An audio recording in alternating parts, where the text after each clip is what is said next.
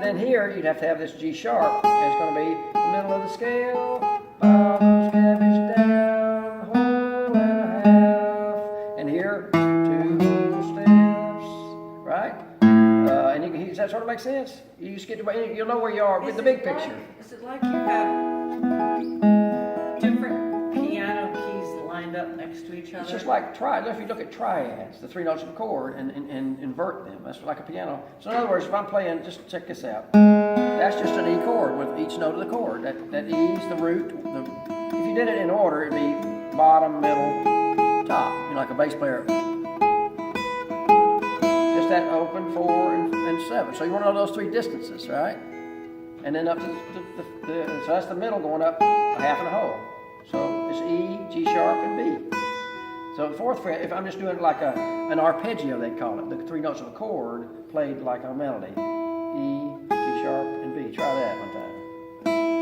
Open. Now it's the 4th fret. It's the start of the middle part of the scale, and then the top, start of the top. So you're not doing the notes between. Yeah, that's just the notes of E. It's like a bugle.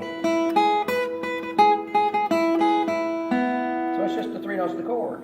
So what happens that when you play a chord like this, that's all 3 notes in a chord. That's the start of the bottom, the 1st string. I'm just playing a really small part of it. And there's the start of the top, the 5th notch, and there's the 3rd. So here's the big picture. When you know that, you can do inversions of those three notes up. In other words, this is going to go up half, then a whole. Just try to find that on that 3rd string. I have one fret, and then and 1 fret, then 2 frets. And that's your next string tuning checkpoint anyway, right? So then you want to remember that. Okay, 4th fret, you want to remember that with your powdered dodge, some way to just mark it.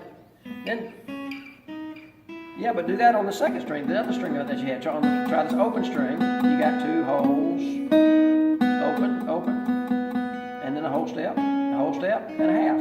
That's your next note of the chord you're inverting. And then the 1st string, we know, open is 2 whole steps, bottom of the scale, 4 a start. When you do that, you end up with this as your next E chord.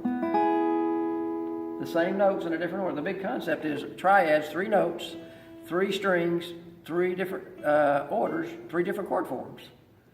In other words, you're going to have one with the E in the bass, and one's going to have the middle note in the bass, and one's going to have the 5th in the bass. And that's here's the one with the 3rd in the bass, which is those cabbage down, has that half step handy. And if you know, and that's another picture. Say I'm playing my E here. There's my cabbage note, half steps on the top, and the roots, fa and jacques is in the middle. And guess what I can do with these? The same thing. I go up a half, then a whole, right? Or 2 whole steps, or biggest jump of all. And you got, guess what? The next E. The 3 forms.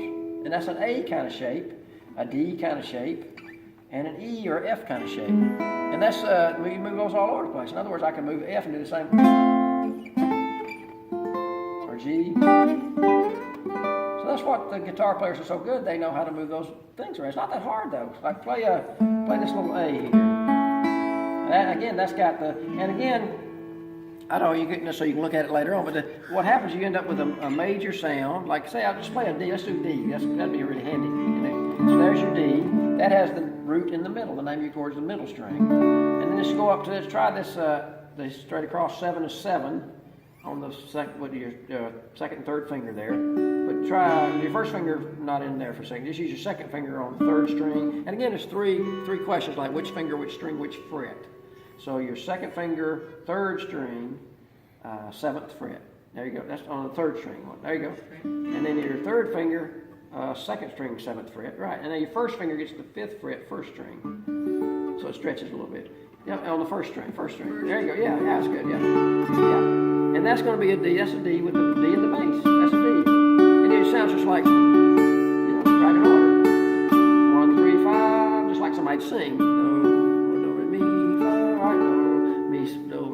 So, do me so. And again, you got 4 frets, half then a whole, top of the scale, and you end up with a nice little F shape. It's only 3 forms: root top, root bottom, root middle. Does that sort of make sense? Mm-hmm. And then the big picture there is each one of those you can stay in one little area and play D, G, and A. Listen to this: D to a root. That's root, middle, D. root top G, back to the D, root bottom A. You got all three forms for the three chords of the key. D to G to A. And you can do the same thing here with this, all use each form. Root bottom, root middle, G, yeah, and then root top A. Doesn't that sound pretty? Yeah, And that's really nice for cool. backing up waltzes and stuff. You know, if somebody's doing a thing that goes D to, this sounds nice, and D to an A, but if you really want something, they say, we got to break it down and get real pretty somewhere, you can go up here and go, those three forms. Or I can do it here, A form, the root middle, root top, and you can go here, it sounds pretty, you kind of have a drone tone. So that's a big picture, but I want to just, I won't go too much crazier here, but the thing is, you can do, that's just the first three strings. So what happens is you move one of these notes down, you can change string sets to here. Put this in the bass and you got, there's another, the same three notes, now you got the half step in the root top, and a root bottom, and a root middle. And then you're different, like A's a good key. You've heard those. That's just those triads on the next two strings over. That's on the two, and again it works. Again, you got these three strings and these, so you got a lot of lots of possibilities. When I go, and if you just think of an E chord, that's got a root middle. Here's what it sounds like, even way down here, just to show you. There's a D, here's a G, and an A. It gets a little. It's really pretty though, see? But that's just the same concept. So you wouldn't use that as much, but it is. Yeah, that's pretty. cool though. Yeah. Yeah, but for your recorder, one last thing, it's just a good exercise. You got a D here, and you practice moving this over, putting that in the bass. And again, it's like a jaywalk thing. If you say, I'm going to take your place, buddy, okay, sure. And I'm going to do the octave below. That's the next string over for D. And the same thing can happen here. Say, I'm going to take your place again. Is that right? No, that's not right. No, here you just stay where you are. This is going to go in the bass, but you just can get it like this. That's the stretchy one.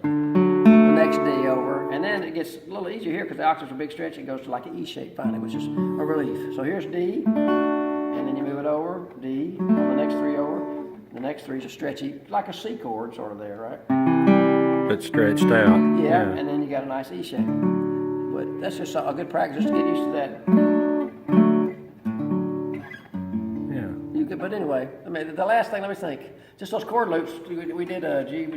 Let's just look at a C right quick for your chord. Just doing C, and you can walk up to F. That open 2, 3, and then you got G, right? Infinite. So just doing that's a really good thing. And I'm just not doing the long walk. I'm just doing the three notes. Just a whole and a half. Not doing the four notes. G, same thing. So that's that open 2, 3. And you could also go, stay there, go up to C, or let's see, let's start at, say you're in the, I guess C's good. You can go up to, stay in F a little longer, and do that other one. Right?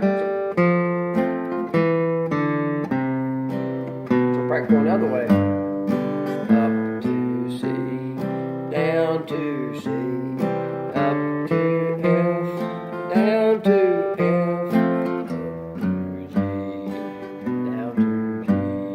That's a good thing.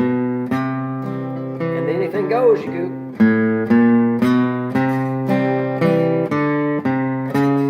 can do whatever.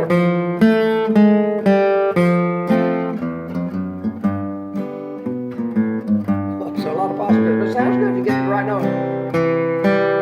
The traveling note is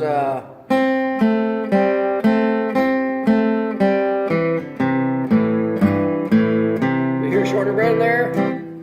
It's not so easy. I guess you could do it alone.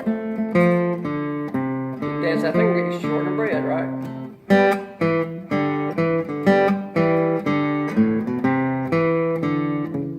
Not so good. But just the parts of scale is really handy for bass walking, and but do keep it simple. I'm throwing a lot at you, but those triads, if you just, the triads are a great thing to work on that. Just if you understand, you got three starting points for your scale nut distances. And they're right there. That's going to be 4 frets, 3 frets with a half and a hole, 2 holes and a half.